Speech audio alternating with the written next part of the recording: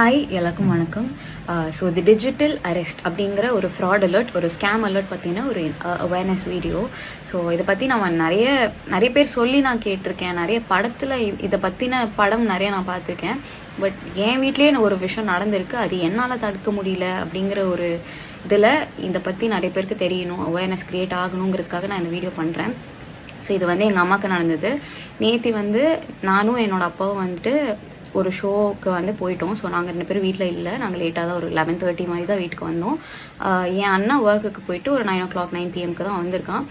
So நானும் ஒரு மதியானம் டைமில் கிளம்பினேன். ஸோ ஒரு 5 PM ஒரு 9 PM வரைக்கும் என் அம்மா வீட்டில் தனியாக இருந்திருக்காங்க. அன்ஃபார்ச்சுனேட்லி அந்த ஒரு டைமில் எங்கள் அம்மா தனியாக மாட்டி வேறு எந்த ஒரு ஹெல்ப்பும் இல்லாமல், பக்கத்தில் யாரும் இல்லாமல் இந்த ஒரு விஷயம் கோ த்ரூ பண்ணியிருக்காங்க. இது ஸோ இதனால் நாங்கள் எதுவும் லூஸ் பண்ணல, மணியும் எதுவும் லூஸ் பண்ணலங்கிறத தாண்டி என் அம்மா இவ்வளோ ஒரு இமோஷனல் ட்ராமா கோ த்ரூ பண்ணியிருக்காங்கன்றது அது அவங்க வயசில் இது பாவம், இதை பற்றி தெரியாதனால, இதை பற்றி அவேர்னஸ் இல்லாதனால அவங்க கோ த்ரூ பண்ணிட்டாங்களே. இது வேறு யாரும் கோ த்ரூ பண்ணிடக்கூடாதுங்கிறதுக்காக நான் இந்த அவேர்னஸ் கிரியேட் பண்ணணும்னு நினைக்கிறேன். ஸோ என் சைடில் இதே விஷயம் நடந்ததா எனக்கு தெரிஞ்ச ஒரு வயலின் ஆர்டிஸ்ட் ரங்கப்பிரியா அப்படிங்கிறவங்க இந்த விஷயம் எப்படி நடந்ததுங்கிறது அச்சமரம் அப்படியே ஒரு விஷயமா அவங்க நரேட் பண்ணி ஒரு வீடியோ போட்டிருந்தாங்க. அந்த வீடியோ நான் பார்த்துருந்தேன். பட் நான் செஞ்ச தப்பு என்னன்னா, அந்த அவேர்னஸ் எனக்கு கிடைச்சது மட்டும் இல்லாமல் நான் என்னோட அப்பா அம்மாவுக்கு இது சொல்லியிருக்கணும். பட் அது சொல்லியிருந்தா எங்கள் அம்மா கொஞ்சம் சுதாரிச்சிருப்பாங்க. பட் அது சொல்லாதனால என் அம்மா இது இவ்வளோ உண்மை அப்படின்னு நம்பி இதில் மாட்டியிருக்காங்க. ஸோ நான் இதை பார்த்துட்டு இருக்க என்னோட ஏஜ் குரூப்ல இருக்கிற எல்லாருக்கும் நான் ரிக்வெஸ்ட் பண்றது இந்த மாதிரி நம்ம இந்த சோஷியல் மீடியால இதை பத்திலாம் விஷயங்கள் நம்ம பாக்குறது நம்ம அப்பா அம்மாக்கும் தயவு செய்து சொல்லுங்க. ஏன்னா நான் சின்ன இந்த நாய் வீடியோ அந்த மாதிரி குட்டி குட்டி ரீல்ஸ் எல்லாம் கூட எங்க அம்மாவுக்கு நான் காமிச்சிட்டு இருப்பேன். பட் இந்த மாதிரி ஒரு முக்கியமான விஷயம் நான் காமிக்காம போயிட்டேனே அப்படிங்கிறது எனக்கு ரொம்ப கஷ்டமா இருக்கு. And also I think in general as a ஃபேமிலியே நாங்கள் இன்னும் நிறைய நம்ம ஊரில் நடக்கிற நியூஸோ இல்லை நார்த்தில் நடக்கிற நியூஸோ இல்லை குளோபலாக நடக்கிற நியூஸோ நாங்கள் இன்னும் ப்ராப்பராகவே எக்ஸ்போஸ் ஆகலை.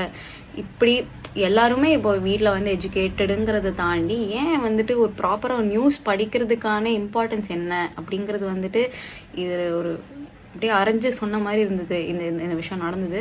ஐ திங்க் இதெல்லாம் தாண்டி என் அம்மா நான் எப்பவுமே ஒரு போல்டு உமனா நான் பார்த்துருக்கேன். என் அம்மாலாம் யாருமே ஏமாற்றவே முடியாது. அது நிறைய இந்த மாதிரி சும்மா இந்த லோன் வாங்குங்க, அது வாங்குங்க, அதுக்கெல்லாம் கால் பண்ணால் எங்கள் அம்மா செம்மையாக கலாய்ச்சி விட்ருவாங்க. அந்த மாதிரி ஒரு பர்சனை ஒருத்தன் இவ்வளோ ஒரு 2.5 மணி நேரமாக பிடிச்சி இப்படி பயமுறுத்தி எனக்கு எக்ஸ்பிளைனே பண்ண முடியாத அளவுக்கு அவங்க இமோஷனல் ட்ராமா கோ த்ரூ பண்ணியிருக்காங்க.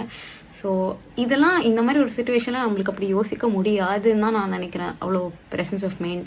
ஸோ அதனால இந்த மாதிரி நம்ம அப்பப்போ நம்மளுக்கு தெரிஞ்ச விஷயங்கள் நம்ம அவேர்னஸ் கிரியேட் பண்ணி அவர் மற்றவங்க சொல்கிற விஷயங்கள் நம்ம பேரண்ட்ஸ்க்கு நம்ம சொன்னாதான் இது போய் சேரும், எல்லாருக்கும் போய் சேரும் அப்படின்னு நான் நினைக்கிறேன். ஸோ நேற்று 5 PM 9 PM வரைக்கும் எங்கள் அம்மாவுக்கு என்ன நடந்தது, இது என்ன டிஜிட்டல் ஃப்ராட் அலர்ட் அப்படிங்கிறது எங்கள் அம்மா இப்போ எக்ஸ்பிளைன் பண்ணுவாங்க. எல்லாருக்கும் வணக்கம். நான் நேத்து வீட்டில் தனியா இருந்தேன். அன்பார்ச்சுனேட்லி வீட்டில் யாரும் இல்லை.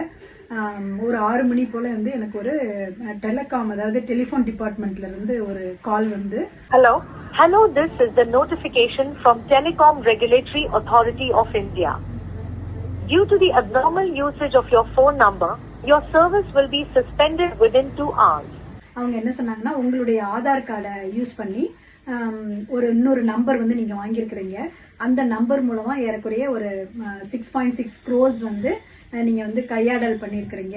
ஸோ அதனால உங்களை சைபர் கிரைம் ஒரு வித்தின் 2 hours உங்களுடைய நம்பரை சஸ்பெண்ட் பண்ண சொல்லி எங்களுக்கு ஆர்டர் போட்டிருக்கிறாங்க அப்படின்னாங்க. அப்போ நான் உடனே ஹிந்தியில பேச ஆரம்பிச்சாங்க. எனக்கு ஹிந்தி தெரியாது, நீங்க இங்கிலீஷ்ல பேசுங்க அப்படின்னு. ஸோ அப்போ அவங்க என்ன சொன்னாங்கன்னா, நீங்க உங்களுக்கு ஒரு 5 minutes சைபர் கிரைம் ஆஃபீஸ்ல இருந்து உங்களுக்கு கால் பண்ணுவாங்க. உங்க சைடு எதுவுமே நீங்க தப்பு செய்யலைன்னா நீங்க அவங்களுக்கு எக்ஸ்பிளைன் பண்ணுங்க. அவங்களுக்கு நீங்க பேசுற இது சாட்டிஸ்பாக்சனா இருந்து நீங்க அவங்க கேட்கிற கேள்விகளுக்கெல்லாம் நீங்க கரெக்டா பதில் சொல்லிட்டீங்க அப்படின்னா எங்களுக்கு உடனே ஒரு லெட்டர் அனுப்புவாங்க. நாங்க அந்த சஸ்பெண்ட் பண்றதுல இருந்து நான் உங்களை ரிலீஸ் பண்ணி விட்டுறோம் அப்படின்னாங்க. ஸோ எனக்கு பயங்கர, எப்பவுமே நான் ஒரு தைரியமான ஆள் தான், இருந்தாலும் எனக்குள்ள என்னவோ தெரியல அந்த நேரத்துல ஒரு பயம் இருந்ததுனால நான் சொன்னேன், பயங்கர டென்ஷன் ஆயிட்டேன். பிளஸ் பயமும் வந்த உடனே I was waiting for that cyber crime கால்.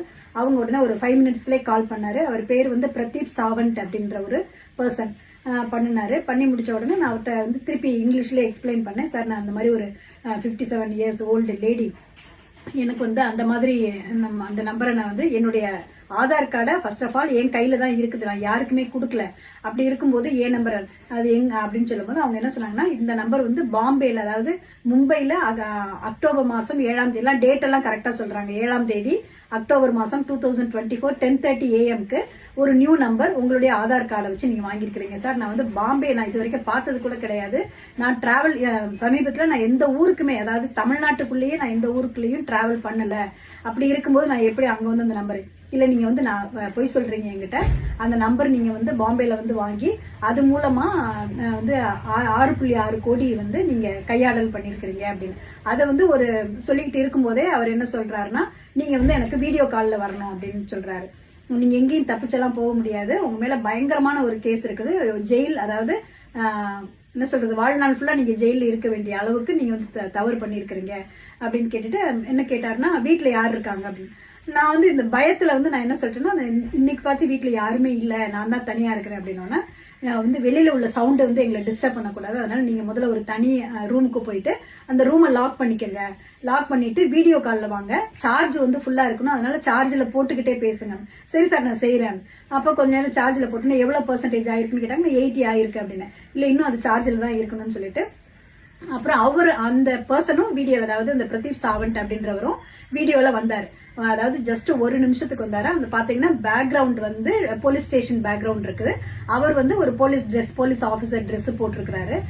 போட்டுட்டு இருந்தவொடனே என்னைய வந்து என்ன சொல்றாருன்னா, நீங்க ஃபேஸ் கூட இந்த பக்கம் அந்த பக்கம் அசைக்க கூடாது, யார் கால் இடையில யார் கால் வந்தாலும் எடுக்கிறேன்னா ஃபுல் நீங்க பேசுற எல்லாத்தையும் நாங்க வந்து ரெக்கார்ட் பண்ணுவோம், அதுல எந்த அளவுக்கு உண்மை இருக்குதுன்னு நாங்க பார்ப்போம், அதனால நீங்க வந்து யாரு கூடயும் பேசக்கூடாது, எந்த காலையும் அட்டன் பண்ணக்கூடாது, இந்த பக்கம் அந்த பக்கம் திரும்பக்கூடாது, உங்க முழு ஃபேஸும் என்ன மட்டும் தான் பார்த்துட்டு இருக்கணும் அப்படின்னு. ஸோ இது எல்லாத்தையும் சொல்லும் போது நான் உண்மை, இது வந்து ரியலாவே நம்ம வந்து ஏதோ நம்மளை வச்சு யாரோ பெரிய தப்பு பண்ணிட்டாங்க அந்த பயத்துல வந்து சரி சார் நான் செய்யறேன்னு சொல்லிட்டு அவருக்கு முன்னாடியே தாழ்பால் போடுறதுல இருந்து எல்லாத்தையும் நீ வீடியோ எடுத்துக்கிட்டேன். வீடியோ கால்ல இது பண்ணியே தான் நீ லாக்லாம் போட வச்சா நான் வீடியோ கால்ல உட்கார்ந்த உடனே சேம் மேட்டரை திருப்பி சொல்லிட்டு, நீங்க வந்து இந்த இப்ப நான் உங்களை நீங்க வயசானவங்கன்னு சொல்றதுனால நான் வந்து உங்களை காப்பாத்துறதுக்கு என்னால எந்த அளவுக்கு முடியுமோ அந்த அளவுக்கு நான் உங்களை முயற்சி பண்றேன்.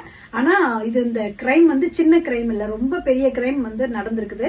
அதனால நீங்க என்ன இதுல ஏதாவது பொய் சொன்னாலோ அல்லது வேற எதுக்காவது நீங்க முயற்சி பண்ணீங்கனாலோ நீங்க மட்டும் ஜெயிலுக்கு போறது மட்டும் இல்ல, உங்க ஹோல் ஃபேமிலியும் ஜெயிலு இது போக வேண்டியிருக்கும். உங்களுக்கு அதாவது வீட்டோட இதெல்லாம் போயிடும். எனக்கு ரொம்ப பயமாயிடுச்சு. அதாவது இந்த பிரச்சனை என்னோட போயிட்டா கூட பரவாயில்ல, என் பிள்ளைங்க பாதிக்கப்படுமா, ஹஸ்பண்ட் இந்த இது மட்டும் தான் என் மைண்ட்ல ஓடிட்டே இருந்துச்சே ஒழிய எனக்கு இது வந்து வேற எதுவுமே அந்த நேரத்துல திங்க் பண்ண தோணல. ஸோ எங்கூட பேசிக்கிட்டு இருக்கும்போதே ஒவ்வொரு 5 minutes வந்து எனக்கு ஒரு இது வருது. என்ன வருதுன்னா, ஒரு லெட்டர் மாதிரி ஒண்ணு, அதாவது கவர்மெண்ட் சீல் போட்டு ஃபர்ஸ்ட் வந்து அந்த டெலிபோன் டிபார்ட்மெண்ட்ல இருந்து வந்தது, அதாவது உங்களோட இது நம்பர் சஸ்பெண்ட் பண்ண போறோம், அதை வாசிக்க சொல்றாரு. அதை வாசிச்சா அவங்க என்ன சொன்னாங்களோ அந்த மேட்டர் வந்து அப்படியே இருக்குது. அதை முடிச்ச உடனே திருப்பி என்கிட்ட வந்து கொஸ்டின் கேட்க ஆரம்பிக்கிறாங்க. உங்களுக்கு வந்து எத்தனை பேங்க்ல நீ இந்த பைசாவை வந்து கமிஷன் வாங்கி வச்சிருக்கிற, இந்த 6.6 கோடியை எந்தெந்த பேங்க்ல எல்லாம் நீ போட்டு வச்சிருக்கிற. சரி, எனக்கு நான் வந்து மிஸ்மரைஸ் பண்ணின மாதிரி என்ன செய்ய ஆரம்பிச்சிட்டேன் அப்படின்னா, எனக்கு எங்கெல்லாம் பேங்க் அக்கௌண்ட்ஸ் இருக்குது அந்த பேங்க், ஏன்னா நான் உண்மையை சொல்லணும், நம்ம தப்பு சொல்லிடக்கூடாதுன்றனால நான் போட்டு வச்ச பிக்ஸட் டெபாசிட்ல இருந்து என்னுடைய எஸ்பி அக்கௌண்ட்ல எந்தெந்த பேங்க்ல எவ்வளவு இருக்குது அது எல்லாத்தையும் ஒவ்வொன்னா சொல்ல ஆரம்பிக்கிறேன்.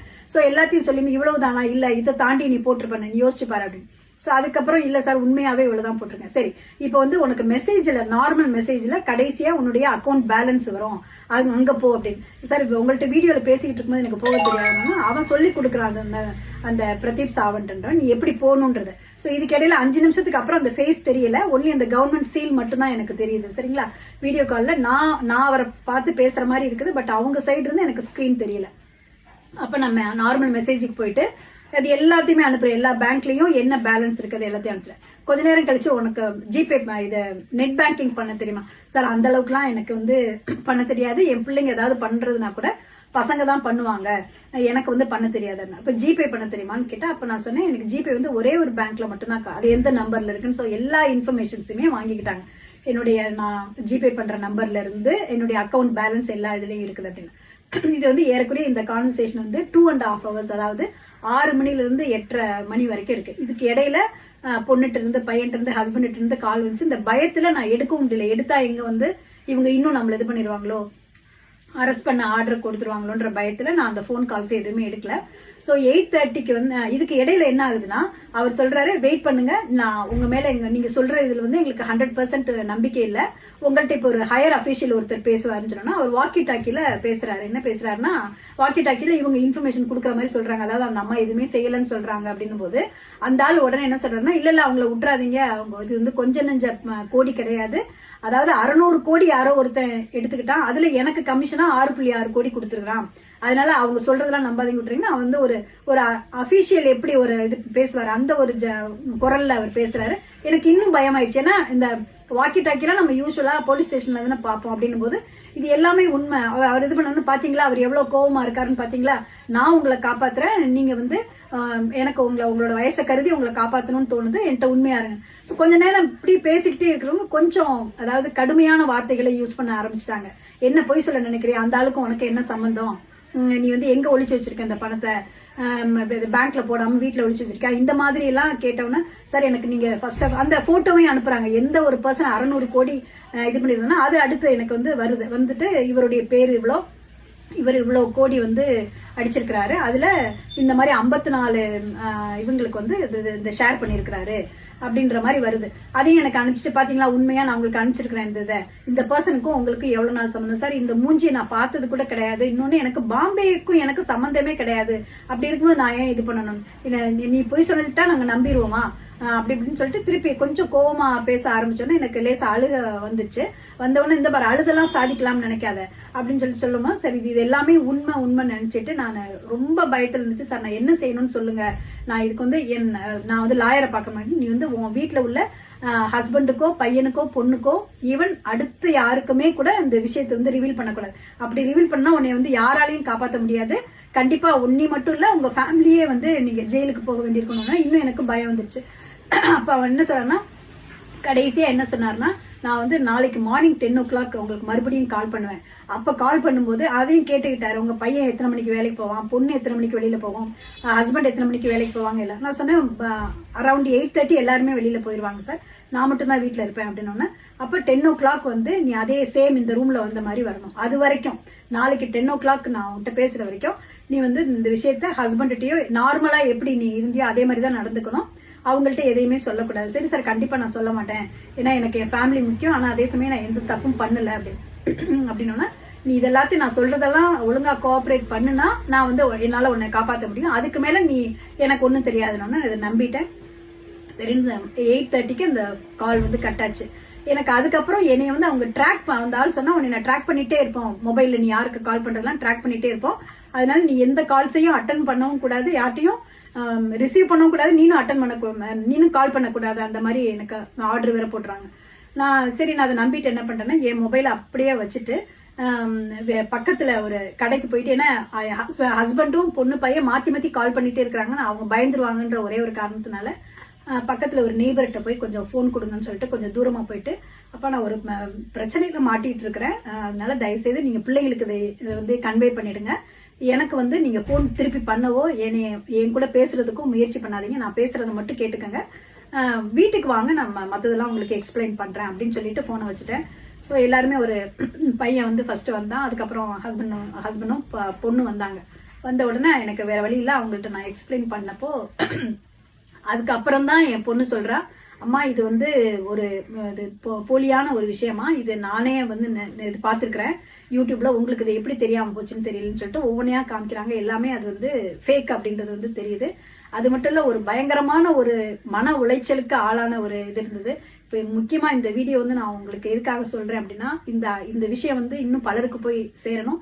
நல்லா நான் படிச்சிருந்தும் கூட நான் ஒரு தைரியமான ஒரு பர்சன், நல்லா படிச்சிருக்கிறேன், இருந்தாலும் அந்த ஒரு நேரம் வந்து ஒரு மெஸ்மரைஸ் பண்ண மாதிரி என்னையவே நான் வந்து இது பண்ணிட்டேன். ஆனா நல்ல வேலையா எனக்கு இந்த நெட் பேங்கிங் தெரியாது, ஜிபே பண்ண தெரியாதுன்னு சொன்னதுனால என்னைய வந்து அடுத்த நாள் 10 மணிக்கு பண்ண வைக்கலாம்ன்ற ஒரு ஐடியால அவன் வந்து விட்டுட்டான். ஸோ அந்த இதுல வந்து நைட்டு வந்து ஏறக்குறைய நாங்கள் 3 மணி வரைக்கும் யாருமே தூங்கல அப்படின்னா இதை பத்தி என்ன செய்யலாம், போலீஸ் ஸ்டேஷனுக்கு போகலாமா, இல்லை லாயர்ஸா பார்க்கலாமா, என்ன பண்ணலான்ற மாதிரி நாங்கள் 4 பேருக்குள்ள டிஸ்கஸ் பண்ணிட்டு இருந்தோம். அந்த இதுல வந்து நான் டோட்டலா ஒரு 5 மணிக்கு மேலதான் தூங்க ஆரம்பிச்சிருப்பேன்னு நினைக்கிறேன். பட் ஆனா என் பொண்ணு வந்து அவளுக்கு அந்த பயத்துல என்ன பண்ணா தூங்கல, ஏன்னா அடுத்த நாள் 10 மணிக்கு கால் வருமென்றனால அவ வந்து என் பக்கத்துல இருந்த போனை வந்து எனக்கே தெரியாம எடுத்துட்டு போயிருக்காங்க, என்ன நடந்து தெரியாது. 10 மணிக்கு போன் வந்திருக்குது. வந்த உடனே அவ கொண்டு போய் என் பையன்கிட்ட கொடுத்து அண்ணா நீ பேசு நான் ரெக்கார்ட் பண்றேன் அப்படின்னா அவன் வந்து எடுத்து பேச நான் வீடியோ